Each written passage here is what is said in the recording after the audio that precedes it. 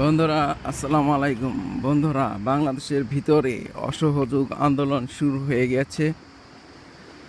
আওয়ামী লীগাররা এত ছাত্রছাত্রী খুন করছে যে এখন বাংলাদেশের সকল জনসাধারণ মিলে অসহযোগ আন্দোলন শুরু করে দিচ্ছে এবং সেনাপ্রধান এই ঘোষণা দিচ্ছেন যে সেনাবাহিনী বাংলাদেশের জনগণের পাশে থাকবে। কিন্তু কথা হলো, এই সেনাবাহিনী বাংলাদেশের জনগণের পাশে, বাংলাদেশের ছাত্রছাত্রীদের পাশে সেই প্রথম থেকে রইল না কি জন্য? তাহলে তারা কিসের সেনাবাহিনী? তারা যদি জনগণের পাশে থাকার চিন্তা ভাবনাই করত, তাহলে তারা প্রথমেই করত।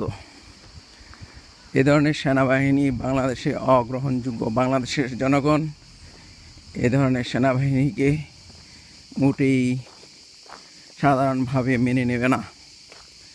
তাই বাংলাদেশের সেনাবাহিনী যা করেছে, এটা একটা অপরাধ করেছে।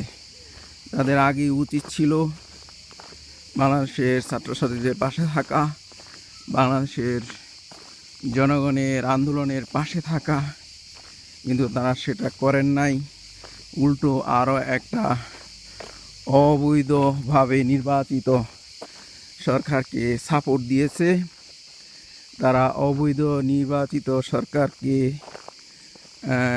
ক্ষমতায় থাকার জন্য সাহায্য সহযোগিতা করতেছে। এমন প্রকাশিত হয়েছে যে ভারত থেকে 16 জন সেনা বস এসেছেন বাংলাদেশের সেনা বসদের নির্দেশনা দেওয়ার জন্য।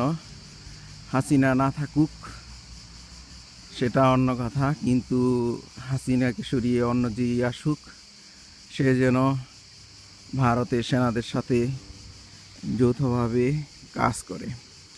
আর ভারতের সেনাদের বাংলাদেশের ভিতরে তাদের কাজটা কি? বাংলাদেশ থেকে তাদের স্বার্থ উদ্ধার করে নেওয়া।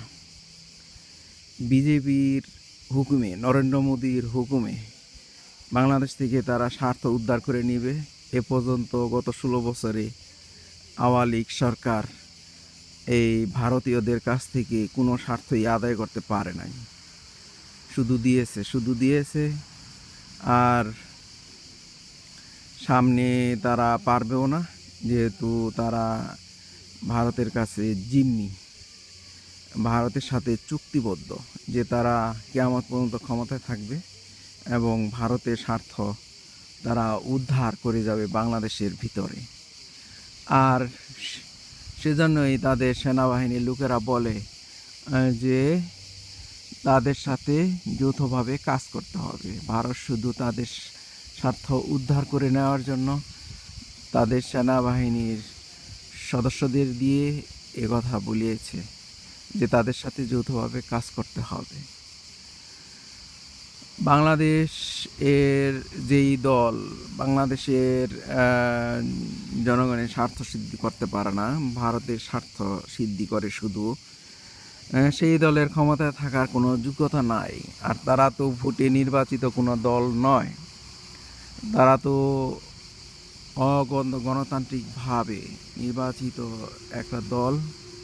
তারা ভোটে নির্বাচিত কোনো দল নয়। তারা ছাত্রছাত্রীদের হত্যা করেছে, তারা সাধারণ জনগণকে হত্যা করেছে নির্বিচারে। তাদের ক্ষমতায় থাকার সেই যোগ্যতা তারা হারাইছে। কোনো বৈধ দলেরও, বৈধভাবে নির্বাচিত দলেরও এই হত্যাযজ্ঞ চালানোর পর ক্ষমতায় থাকার অধিকার নাই, যেহেতু বাংলাদেশের জনগণ সেটা মেনে নিবে না। তাই তাদের ক্ষমতায় থাকার অধিকারও নাই। গণতান্ত্রিক দেশে বাংলাদেশের জনগণের মতামতই হলো সবচেয়ে বড় ক্ষমতার উৎস। এদিকে হাইকোর্ট থেকে রিট খারিজ করে দিছে যে গুলি না চালানোর নির্দেশ এর জন্য রিট দাখিল করছিল, তারা সেটা খারিজ করে দিছে। অর্থাৎ হাইকোর্ট চায় না যে বাংলাদেশের জনগণের উপর গুলি না চালানো হোক। আর তাই সেই কোর্ট সেই রিটটা খারিজ করে দিছে।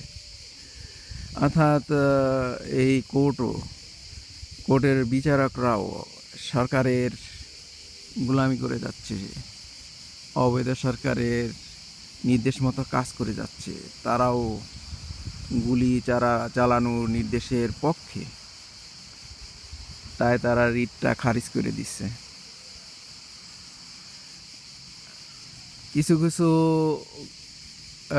লোকেরা এমন বলে যে তৃতীয় পক্ষ সুযোগ নিতেছে। তৃতীয় পক্ষ হলো বাংলাদেশের জনগণ। বাংলাদেশের জনগণ দেখলো যে বাংলাদেশের সোনার ছেলেদেরকে মেয়েদেরকে গুলি করে হত্যা করেছে এই আওয়ামী লীগ সরকার। সেনাবাহিনী সেই ছাত্রছাত্রীদের পক্ষে এগিয়ে আসেনি।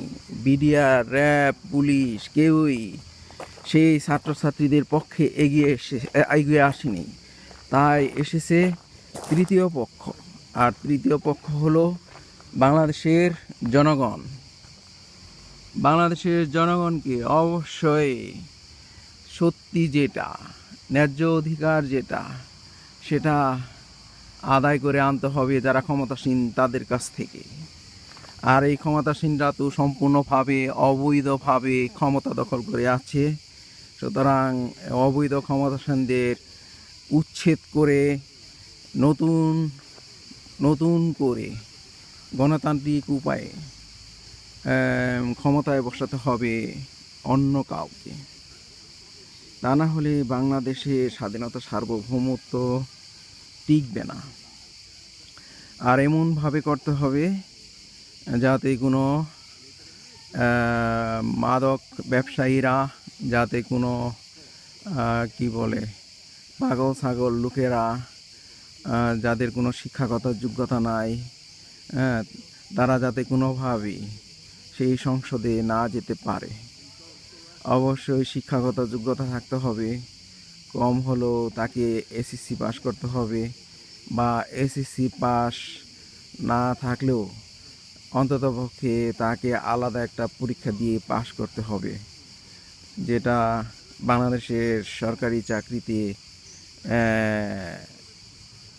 দিয়ে থাকে বাংলাদেশের জনগণ।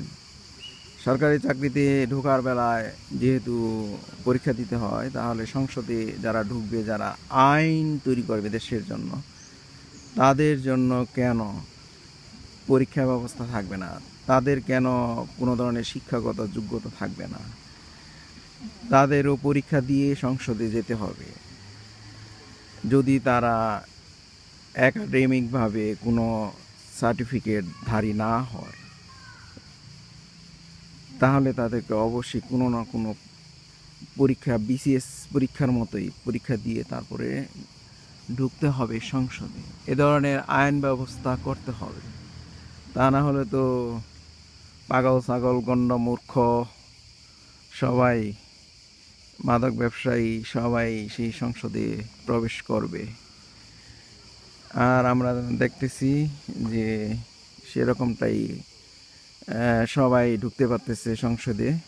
এই বড় বড় মাস্তানেরা সহজেই টাকার বিনিময়ে ঢুকে যেতেছে বড় বড় দলগুলাতে। সেটাও একটা অন্যায় ব্যবস্থা। শুধুমাত্র টাকার জন্য কোনো মাদকাসক্ত মাদক ব্যবসায়ী লোকদেরকে দলে না, মোটেই ঠিক নয়। বাংলাদেশের জনগণ সেটা চায় না। যদি ওই ধরনের করা হয়, তাহলে বাংলাদেশের সংসদের পরিবেশ খুবই বর্জ্য, ময়লার মতো থাকবে। এই হলো কথা। বন্ধুরা সবাই ভালো থাকুন, এই প্রত্যাশায়। আল্লাহ হাফেজ। আসসালামু আলাইকুম ওয়া রাহমাতুল্লাহ। এটা 1906 সালের একটা স্মৃতিফলক।